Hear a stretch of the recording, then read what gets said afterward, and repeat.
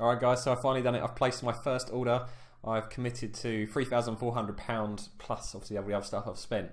So kind of gone all in and really hope this works. So now I've got about 6 to 8 weeks or so to wait for the product to be manufactured and shipped to the UK. So I just wanted to show you a video of my costs so far so you can get an idea of kind of how much money you would need if you were going to do this yourself. So I've got another lovely PowerPoint presentation which I'm going to show you, and I've even got some animations going this time. Look at that. So yeah, the first thing, and probably you'll see on every single course and every YouTube channel talking about Amazon FBA, is the Jungle Scout Chrome extension. Okay, it's not cheap, but it's a one-off cost, and in terms of the amount of time it will save you when researching products, it's a must-have really. In terms of accuracy, it's pretty good. You know, I think it underestimates a little bit for the kind of the lower sellers, and I think it overestimates for the top sellers. So as long as you accommodate for that, and also if you track your products and compare your tracking results versus the Jungle Scout estimates, you can get a better idea of how well or how accurate Jungle Scout is for the products that you're looking at. So the next thing is an FBA course. I did take a course. It was a $500 course. At the time they were running a promotion at $299, which worked out about £220. Was the course worth it? Probably not. I mean, all of the information I know now is available on all of the YouTube channels. Initially, I thought it was really good, and it was more to get a mentor. But the problem was I felt my mentor let me down. You know, I had a product idea. It was my first product. You know, I was still quite nervous about what I was doing. I wasn't sure if I had the right product. I sent it to him, and he said, yes, it's a goer. And I had a concern about that product. I asked him again. I said, still not sure on this. And he said, no, you know, no, definitely do this product. And then the third time I questioned it, he said, oh, actually, I've changed my mind. Move on to another product. So at that stage, I lost confidence in him as a mentor and decided just to focus on going it alone and learning from the community that's out there already for free. And the next one is company formation. So I wanted to set up another limited company. I've already got a limited company which I run, but that's for my other business.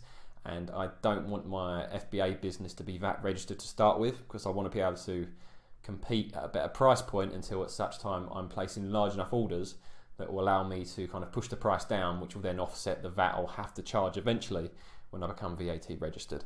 So yeah, company formations, there's lots of places on Google in the UK that do this.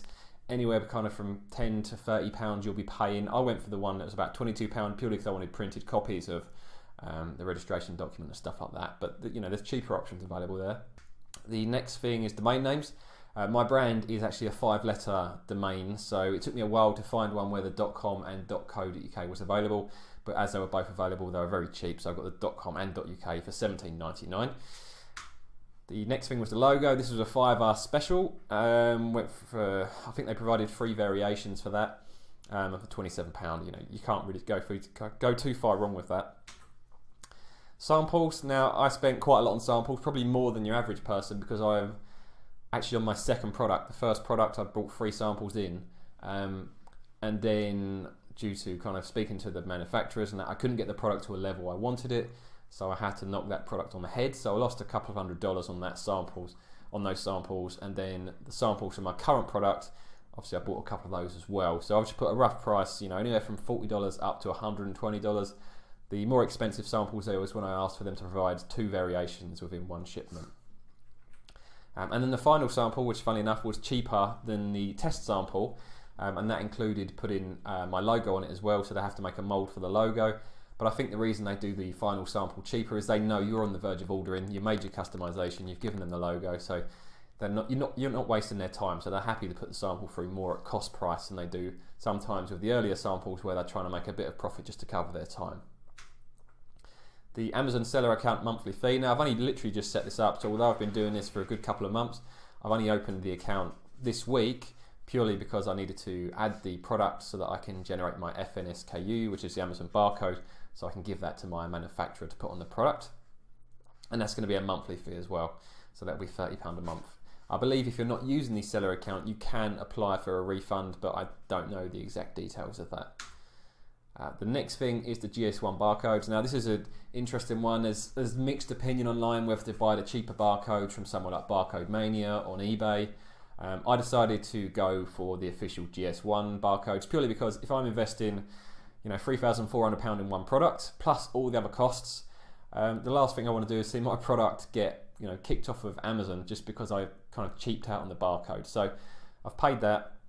The thing is, what sometimes isn't clear on the videos online as well about the GS1 barcodes, although it's £140 per year, that's for up to 1,000 barcodes. So okay, at the moment with one product, it's really expensive, but as I launch more products, I haven't got to pay anything extra for those barcodes, just the annual renewal, and I can sleep easy at night knowing that my barcodes are legit, and I'm not going to risk kind of getting in trouble with Amazon. The order itself, obviously at £3,400, in dollars it was $4,475 because I'm paying, I think it's $8.95 per unit. And that you pay 30% deposit with these guys, and then the final 70% is paid when they finish manufacturing, and then it kind of gets shipped out to my freight forwarder. And the final thing as well, which is a little surprise cost, which I hadn't accounted for, but thankfully hasn't made too much of a difference to my profit margin, is there is a transaction fee when you pay on your credit card via trade assurance.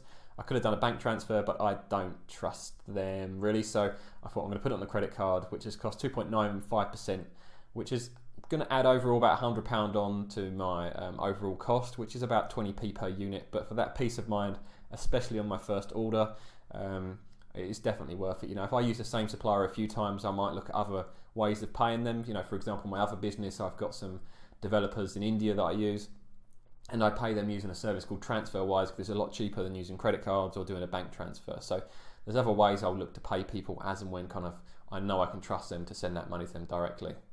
So that's pretty much my costs so far. There's quite a few costs there, and I'm going to show you other costs which are up, coming up next. I'm not going to give exact cost for these because I don't know exactly, but let's go through them one by one. The first thing is the shipping freight forwarder. If you go back to my last video about sea shipping, I do kind of go through some of the example quotes I've got. I'm expecting my shipping cost to be somewhere around about the 320 mark roughly, based on it being about 800 kilos. The next thing is the customs duty, which is put on top of your product cost plus your shipping cost. Then you pay the customs duty on that, which is about 4% for your average product. It can vary. And then the VAT is charged on top of those as well at 20%. Then you've got the Fba fees, which I showed you on the last video. If not, you can check out the Fba calculator and you can pop your product in there or a similar product in there to get an idea of what Amazon will charge you. The photography, I've had one quote back at 610 plus VAT, so that's going to, looking at over £700. I'm waiting for one more guy to come back to me. I would be happy to pay up to around £500. It is something I could do myself, but I want to. I've seen some examples that these guys have done, and I think they can do a better job than I can. So if I'm going to invest this much money, the photography will be a one-off fee. So if I can spend £500 and get some quality photography done, it is definitely going to be worth it. Pay-per-click costs. Now I haven't allocated a fixed budget for PPC. What kind of I've done is more based it on a unit cost. I'm hoping to make over £7 profit per unit, and want to kind of take home about £5 per unit. So if I allocate £2 per unit, 500 units, roughly £1,000 I'm willing to spend on PPC to kind of get this product launched and get these units moving. Giveaways, I am not planning on doing any giveaways. I might look into them if kind of things start going a bit south, or I can't get any traction, or if I need to try and get some of those early reviews as well. But giveaways is not something I want to do. PPC is currently my main strategy that I want to look at. But I will keep the channel updated. If I decide that PPC isn't enough for me, I need to do giveaways, and of course I'll document that and show you guys what I do. Insurance, so yeah, I will be taking out some form of insurance eventually. I don't be getting in trouble if my product causes any issues. It's the product I'm actually selling shouldn't cause anyone any issues, but at the same time, if I'm going to be launching additional products, I might as well just get that insurance in place and make sure that I'm covered. And finally, obviously, the Amazon monthly seller fee again, because that is a future cost. It's going to be an ongoing cost all the time that I'm doing FBA. So that's pretty much it for the costs that I've incurred so far. The costs I'm expecting to incur in the coming months. Like I said, really excited about having finally placed the order. My first video on YouTube was at the end of April, so it's approximately 2 months since I started the channel. And to be fair, I was probably researching Amazon for maybe 2 months before that as well. So it's been quite a long journey, but at the same time, I'm happy. I've been patient because I've got a product that I feel confident in. I think you've got to feel confident to risk that much money. And when the product does arrive, that's when it's going to really get exciting, and I can show you guys how difficult or hopefully easy it will be to get it onto Amazon and get it selling. So that's it for this video. You know, as usual, please like, please subscribe to the channel. Any questions, drop them in the comments, and I'll see you in the next one.